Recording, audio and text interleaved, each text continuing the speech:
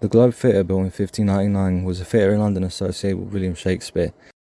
Those standing in the pit were called the groundlings and were composed of labourers such as tanners and butchers. The groundlings were the least educated of the audience. They paid a penny for admission and could buy food such as apple, nuts, and ale. The middle galleries consisted of the yeomen and the gentry, who paid 2 pence to sit on cushioned seats.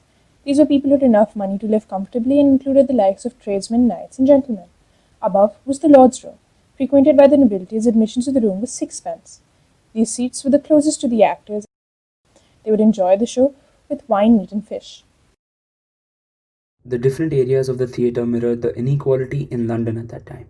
Life for the bottom 30% of the population was very hard, with many constantly on the edge of starvation. While the rich lived in grand estates, the poor lived in little more than one-roomed huts. Rich Elizabethans would buy beautiful, expensive clothes made from luxurious materials, whereas the few clothes owned by the poor would be practical as opposed to fashionable. Perhaps public sentiments towards this inequality made their way into Shakespeare's plays. In The Merchant of Venice, the villain is Shylock, an evil capitalist. The play ends with Shylock being ordered to surrender half of his wealth to the state.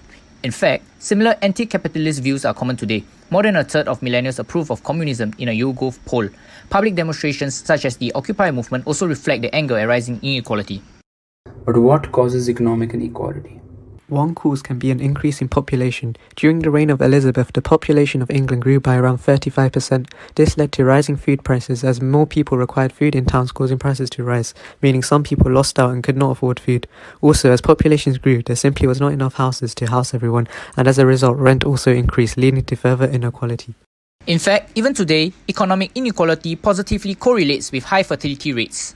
The motto of the Globe Theatre is, "The world is a stage." In that case, we economists are the audience, comprehending and critiquing this grand performance called life.